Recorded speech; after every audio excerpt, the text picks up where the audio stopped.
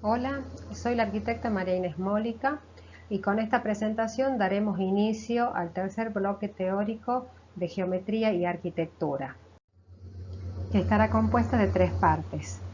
La primera, modo de introducción a la geometría, mediante el repaso de algunos contenidos teóricos que ustedes estudiaron en Matemática y en Morfología 1, pero que complementaremos con el concepto de orden vinculado a la percepción y a la geometría.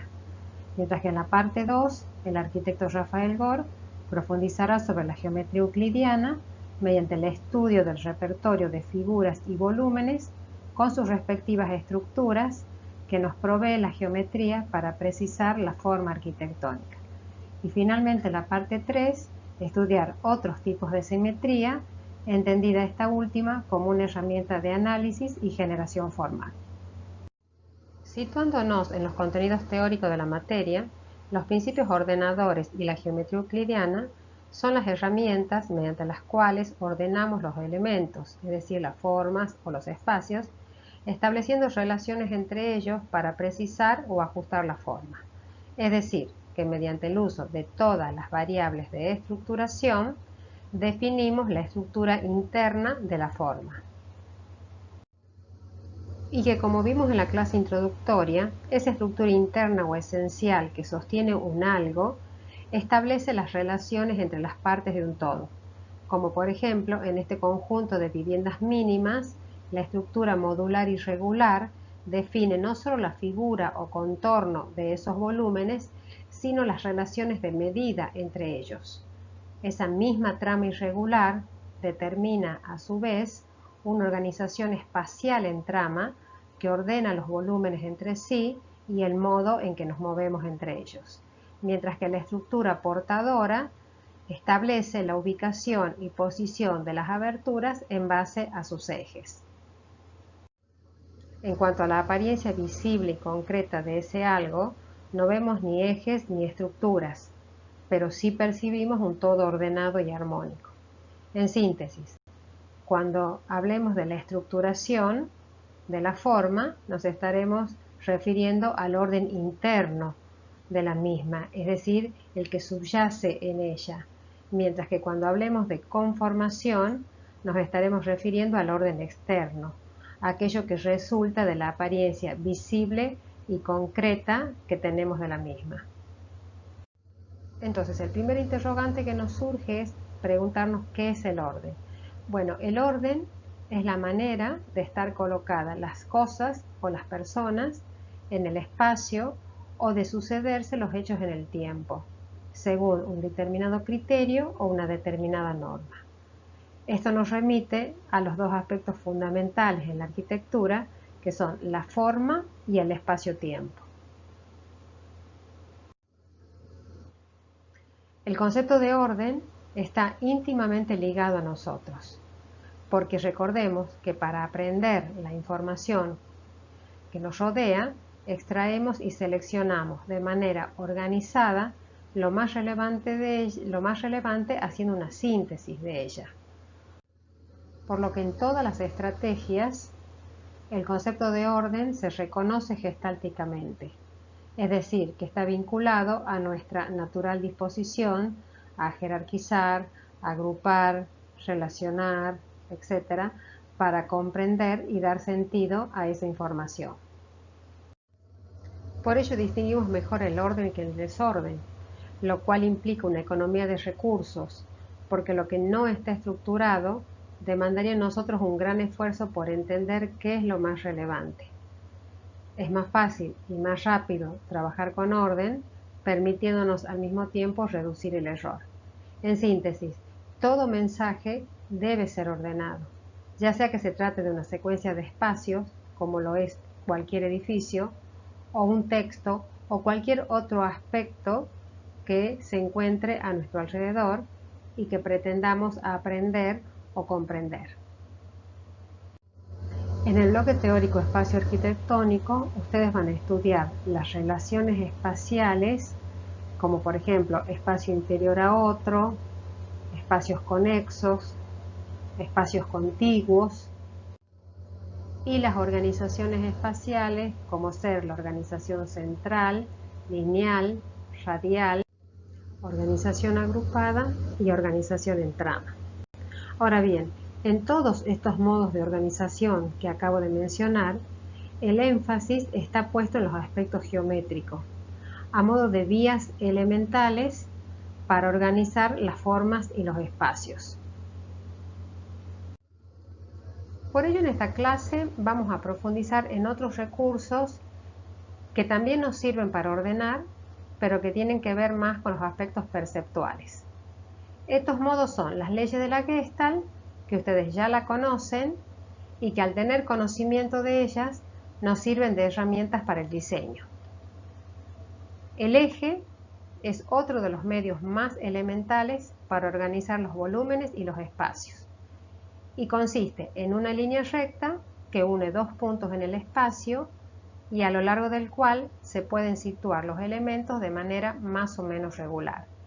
El eje, aunque es imaginario e invisible, es dominante, es regulador y no siempre implica una simetría, en el sentido de la igualdad de elementos que pueden estar situados o no a ambos lados del mismo.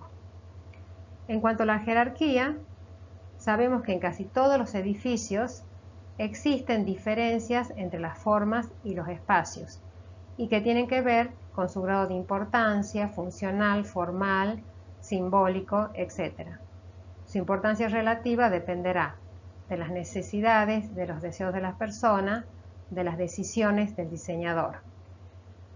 Ahora bien, esta jerarquía puede estar dada por una dimensión excepcional, es decir, por el tamaño que hace que se diferencie del resto, por una forma única o contorno y por una localización estratégica en cuanto a la posición y ubicación. Las variables de conformación como el color, la luz y la textura también son herramientas que nos permiten jerarquizar los espacios o las formas. La jerarquía también se entiende como una excepción a la norma, como una anomalía, y está a su vez muy relacionada con el concepto de redundancia y de información que es propio de todo proceso perceptual. Cualquier composición o cualquier edificio puede tener más de un elemento dominante. Y en este sentido habrá una serie de puntos focales primarios y secundarios que le otorguen una variedad, ritmo, tensión, interés. Lógicamente que si ese interés es exagerado, el orden ya no actúa de esa manera, sino todo lo contrario. Se genera un desorden o confusión. Otro de los modos que disponemos para ordenar es la simetría, la cual requiere de un eje o centro a partir del cual se estructure el conjunto y exige la disposición equilibrada de modelos equivalentes formal y espacialmente, ya sea en torno a una línea o un punto. Hay dos tipos de simetría que ustedes ya conocen de morfología 1. La primera de ellas es la simetría bilateral, que consiste en la disposición equilibrada de elementos análogos o iguales en los lados opuestos de un eje, de modo que solo un plano puede dividir el conjunto en dos mitades idénticas. Y la otra, la simetría central, que también implica una disposición equilibrada de elementos análogos o iguales, pero en este caso con más de un plano de simetría. Y por último, el ritmo, que está asociado al movimiento debido a la recurrencia modulada de elementos o motivos regulares o irregulares. El movimiento puede ser de nuestros ojos al seguir los elementos recurrentes, por ejemplo una sucesión de columnas o ventanas, o de nuestro propio cuerpo cuando experimentamos un edificio en secuencia. Pero lo más importante es que en el ritmo siempre está presente la noción de repetición.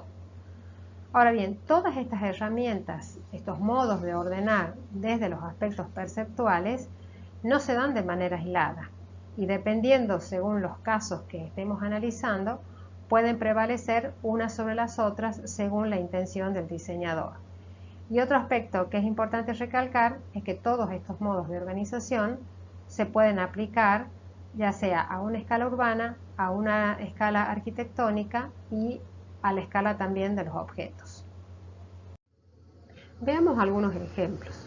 Aunque no seamos conscientes, a escala de nuestra ciudad y debido a su estructura en trama, el espacio público de la calle se organiza en base a un eje reforzado por las fachadas de los edificios que se disponen de manera continua e ininterrumpida uno a la par de la otra. Esto da como resultado una marcada direccionalidad y sentido del movimiento. En una escala arquitectónica, como es el caso de este conjunto de viviendas, identificamos dos tipos de ejes. Uno externo a los volúmenes, o plano de simetría, coincidente con un espacio exterior destinado a la circulación vehicular y en el que la proximidad de los volúmenes configura un espacio canal en una sola dirección, mientras que cada uno de los volúmenes, rodeados por los espacios peatonales de desborde de las viviendas, poseen sus propios ejes de simetría, duplicando las plantas en un solo sentido. En esta maqueta física, el proyecto para este conjunto de viviendas colectivas parte de la idea de generar un paseo en planta baja mediante un espacio exterior destinado a la circulación peatonal y al encuentro entre los vecinos, por lo que la geometría, posición y ubicación de los volúmenes configuran un espacio regular de proporciones alargadas, delimitado por las fachadas de las viviendas, las cuales enfatizan aún más ese eje ordenador.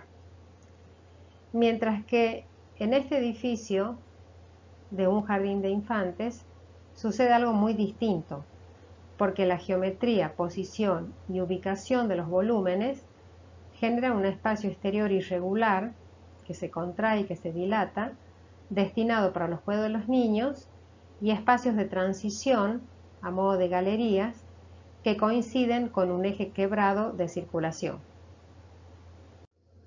Pero además reconocemos un segundo eje que orienta la mirada a ese espacio exterior que se dilata, destacándose, jerarquizándose del resto por su tamaño y reforzado además por un plano base de baldosas que define un área o zona diferenciadas respecto a las demás. Otros ejemplos de ejes quebrados o curvos vemos en estos proyectos materializados en maquetas, como por ejemplo este conjunto de vivienda en el que identificamos un eje principal externo que coincide con la circulación peatonal, encerrando un gran espacio exterior y a partir del cual se sitúan los volúmenes hacia un lado de dicho eje, con el complemento de ejes secundarios internos que determinan la posición y ubicación de cada uno de los volúmenes. En el otro caso, reconocemos un eje interno a los volúmenes que vinculan o que hilvanan cada uno de estos volúmenes, configurando los espacios de transición que los conectan entre sí, lo que dentro de las relaciones espaciales podríamos identificar como espacio vinculado por otro común, que adopta la geometría y dirección de los volúmenes principales. Y finalmente, en el último ejemplo, un eje externo curvo del cual parten otros ejes secundarios que definen la posición y ubicación de cada uno de los volúmenes. En todos los casos, la repetición es algo recurrente, pero en el último caso, el ritmo se encuentra aún mucho más remarcado, enfatizando el sentido del movimiento. En estos otros casos, el orden se percibe por el agrupamiento, debido a la proximidad y similitud de los volúmenes, definiendo en el primer caso una organización agrupada y en el segundo caso una organización centralizada. Tomando como ejemplos viviendas individuales y no conjuntos como vimos anteriormente, el orden de esta composición está dado por la jerarquía de tamaño de un volumen respecto a los demás, que contiene los espacios sociales de la vivienda y que además se prolonga hacia el contrafrente para conformar un plano límite, los planos límites verticales del espacio exterior. La casa en la roca, que ya vimos en la clase de percepción, es una vivienda situada frente a la playa e integrada por dos volúmenes conectados entre sí. Uno de ellos posee dos niveles, destinado exclusivamente el nivel superior al dormitorio principal, jerarquizando al mismo con su localización estratégica o de dominio de paisaje. El motivo principal es dotar a este espacio privado de las mejores vistas, como así también del disfrute del sonido del mar y del viento que se experimenta en una secuencia de recorrido que conecta directamente el dormitorio principal con la terraza del volumen situado por delante. La jerarquía también puede estar dada por la forma. En el caso de la maqueta física de la izquierda, la continuidad del contorno del volumen que se halla por delante se impone por sobre los planos repetidos situados por detrás. En la otra imagen, la jerarquía está dada por la forma curva y el tamaño de esa gran cubierta que contiene al prisma recostado, contrastando fuertemente entre ambos. En cuanto al ritmo y repetición, es otro de los recursos que nos posibilita diseñar las aberturas, como en este caso, como si fueran sustracciones en una masa, conformando un ritmo regular de llenos y de vacíos, correspondiéndose los llenos con los espacios interiores en forma de U que alojan las camas de esta vivienda social.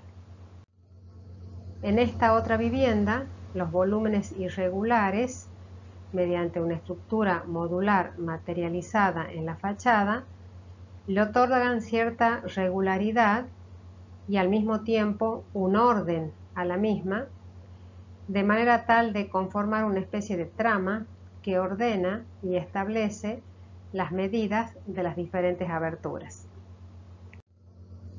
En este otro ejemplo, la disposición y la lectura de las aberturas como llenos y vacíos evidencia una idea de intimidad respecto a las casas vecinas, en contraposición con la fachada de la misma vivienda de cara al lago, en el que las aberturas contenidas en los planos logran que los espacios interiores se prolonguen visualmente más allá de sus límites físicos.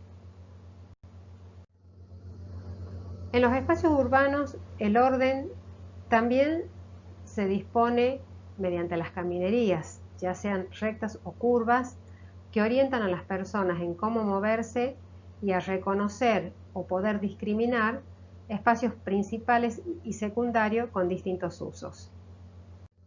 El mobiliario urbano complementa los espacios de la ciudad, pero en sí mismo son objetos diseñados valiéndose de los principios de orden, como por ejemplo la repetición y el agrupamiento de formas por proximidad e igualdad.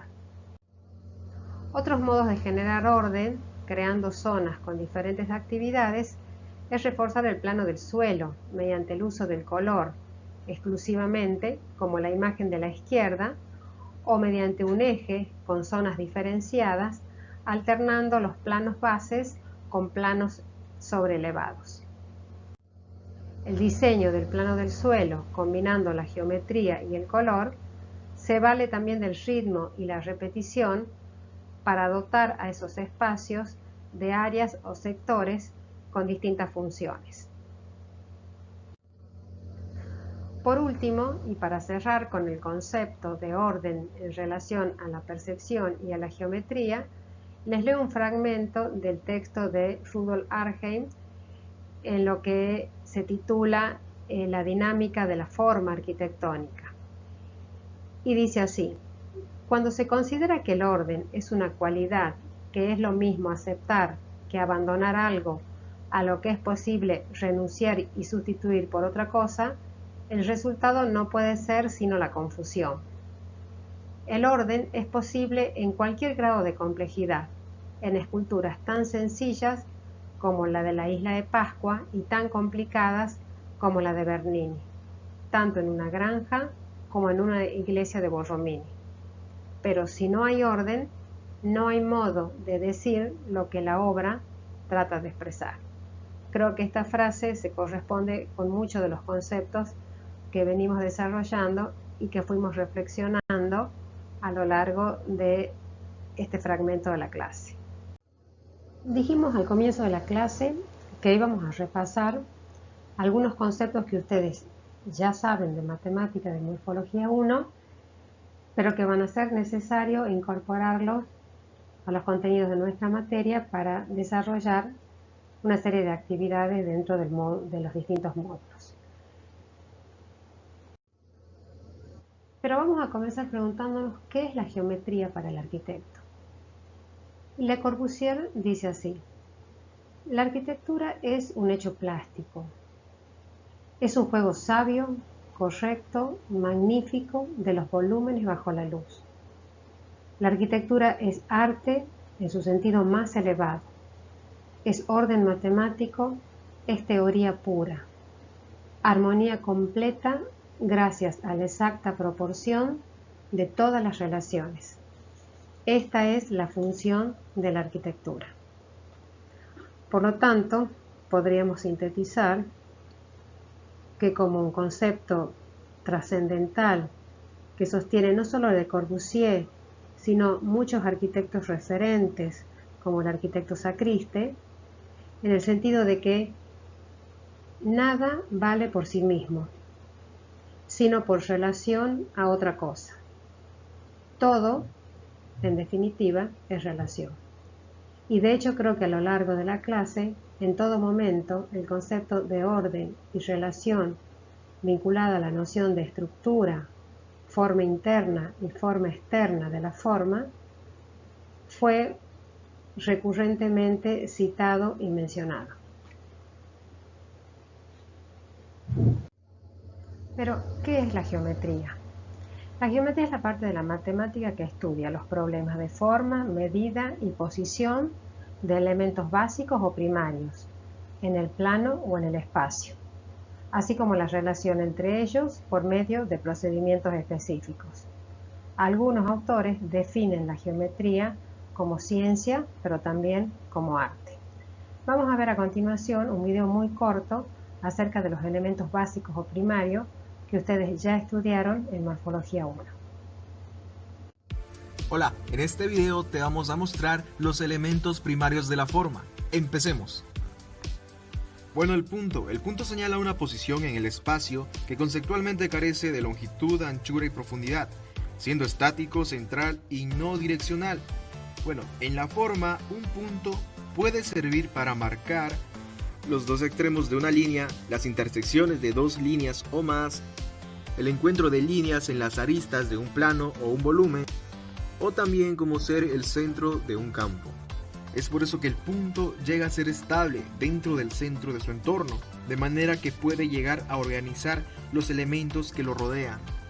Pero también el punto puede estar en movimiento y abandonar el centro, y creando de esta manera una tensión visual entre el punto y el campo, área o lugar. La línea. Bueno, es la prolongación o repetición de un punto.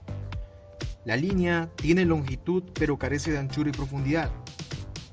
Algunos tipos de líneas que podemos mencionar son las líneas rectas, tanto verticales como horizontales, líneas curvas, líneas poligonales o quebradas, o las líneas mixtas. Ya que de esta manera la línea puede asociar, soportar, rodear y cortar elementos. También une y da forma a los planos y articula las superficies. Bueno, siendo solo una línea, conceptualmente tiene una sola dimensión, pero para que ésta sea visible tiene distintos grados de espesor. Y no solo eso, ya que en el dibujo técnico también cuenta con distintos tipos, que seguramente estaremos hablando en otro video. Y así pues, al momento de trabajarla sobre un papel, esta desempeña una comunicación de lo que se quiere realizar. Por ejemplo, la representación de planos, planos topográficos, elementos arquitectónicos o un elemento imaginario, como una línea reguladora en el espacio, en este caso el eje. El plano. Bueno, el plano se da mediante la prolongación de líneas, y esta posee tanto como longitud, anchura, forma y superficie. Bueno, los planos definen tridimensionalmente volúmenes de forma y espacio, de tal manera que cada plano tenga distintas propiedades, tanto como el tamaño, la forma, el color o la textura, definiendo así las cualidades del espacio que encierran. Y por mencionar algunos planos generales en la arquitectura están el plano superior, los planos verticales y los planos de base. El volumen. Esta es la prolongación de un plano en una dirección diferente a la que tiene, convirtiéndose así en un volumen tridimensional, teniendo longitud, anchura y profundidad. Está compuesto de puntos, que son los vértices, donde se unen varios planos, de líneas, que son las aristas, donde se cortan los planos, y de planos que vendrían siendo la superficie, que son los límites y márgenes del volumen. Y siendo así, la forma es una de las características primarias para identificar un volumen. Visto desde un elemento tridimensional, un volumen puede ser un sólido, que vendría siendo una masa que ocupa un lugar de un hueco, o también un vacío, que es un espacio contenido o encerrado por planos, como ser los planos de las paredes, el suelo y la cubierta, y una mejor forma de percibirlo sería mediante secciones y los alzados, que estaremos hablando en un próximo video. Y síguenos en nuestras redes sociales en Instagram.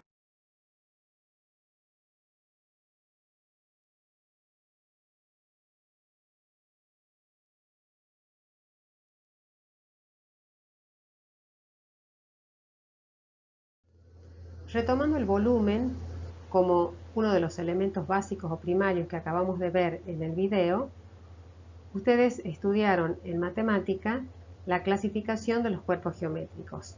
A modo de repaso, los poliedros regulares, los poliedros irregulares y los cuerpos redondos. Los poliedros regulares son el tetraedro, el hexaedro, o conocido comúnmente como cubo, el octaedro de 8 caras, el dodecaedro de 12 y el icosaedro de 20 caras. Los poliedros regulares son los que comúnmente reconocemos como prismas, que en este caso un prisma con predominio de la verticalidad, pero también puede ser de la horizontalidad, y el prisma y la pirámide, de base cuadrada. Mientras que, bueno, los cuerpos redondos son el cilindro, la esfera y el cono. Ahora bien, ¿por qué la geometría es importante para el arquitecto? Porque es un sistema de formas reales que resulta de los espacios y la configuración de los edificios construidos. Es un instrumento con el que delimitamos, cortamos, precisamos y formamos el espacio, es decir, es el material base de la arquitectura. Al ocuparse de las cualidades y propiedades de la forma en el espacio, constituye un sistema gráfico matemático que nos permite construir y controlar las formas y los espacios que diseñamos. A lo largo de la historia se han desarrollado distintos tipos de geometría. En nuestra materia vamos a estudiar la geometría euclidiana, también conocida como euclidia o parabólica. Y lo que nos interesa, al menos en esta clase, es comprender o diferenciar la geometría euclidiana de la geometría no euclidiana que ustedes van a ver en otras materias de nuestra facultad. Concretamente, vamos a ver la diferencia con la geometría elíptica o esférica y la geometría hiperbólica. La geometría euclidiana o geometría plana es aquella en la cual se cumplen los 5 postulados de Euclides. Fundamentalmente el quinto, que sostiene que las líneas paralelas siempre serán paralelas, a diferencia de la geometría esférica, en el que las líneas paralelas convergen, o la hiperbólica, en el que las líneas divergen. A continuación vamos a ver un breve video en el cual explica muy bien de qué se tratan estos 5 postulados. ¿Cuántas líneas paralelas a esta línea podemos trazar por este punto? ¿Solo una? ¿Estás completamente seguro?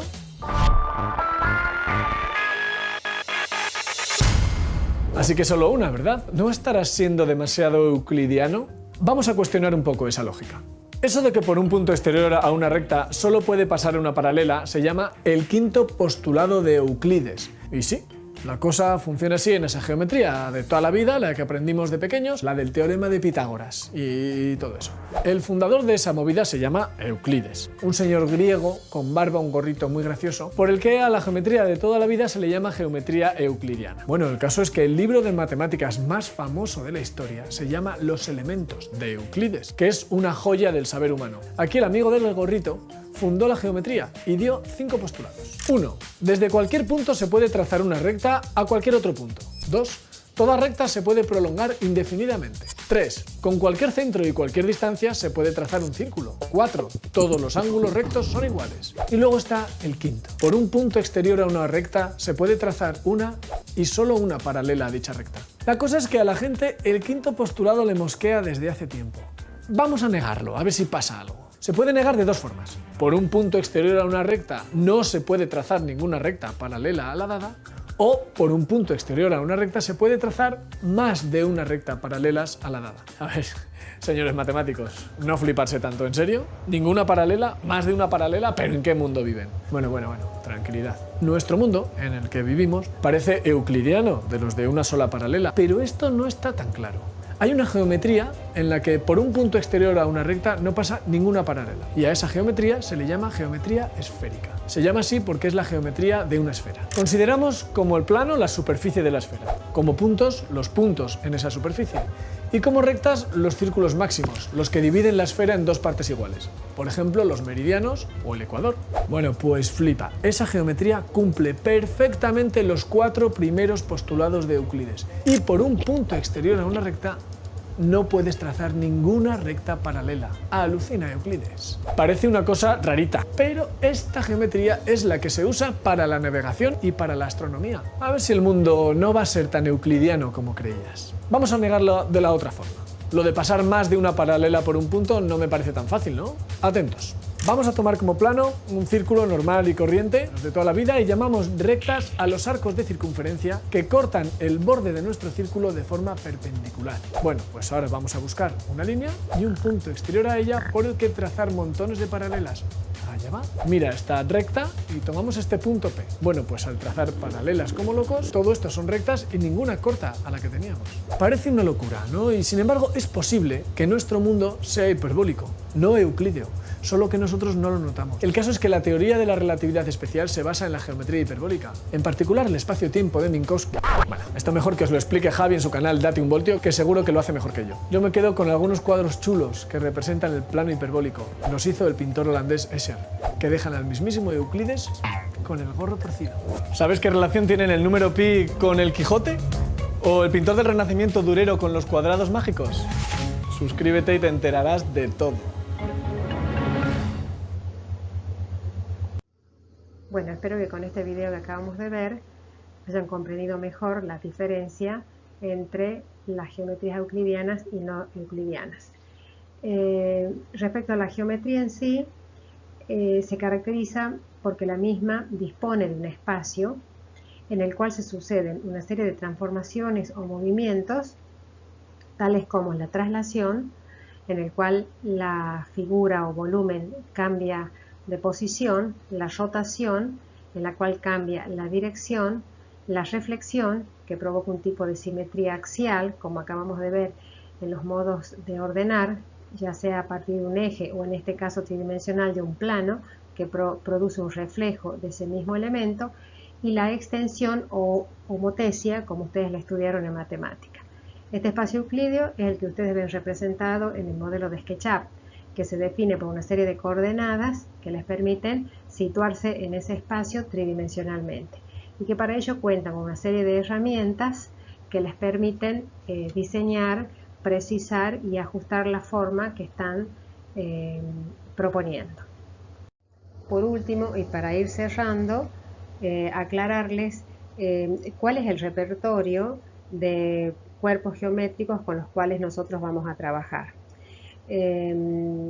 Ustedes deben haber visto en matemáticas en primer año que la arquitectura, sobre todo la arquitectura contemporánea, se vale de formas geométricas simples y muy complejas, como por ejemplo el Museo El MoCA en Estados Unidos, que resulta una especie de pieza facetada con una planta hexagonal, o en el caso del Museo Met en Nueva York, donde esta instalación se genera a partir de la juxtaposición de una serie de dodecaedros que dan como resultado una forma mucho más compleja. O también, como en este ejemplo, el uso de un cono en la Ciudad de las Artes de Sevilla, cuya finalidad es cumplir el rol de mojón o referencia de un acceso a un elemento de circulación.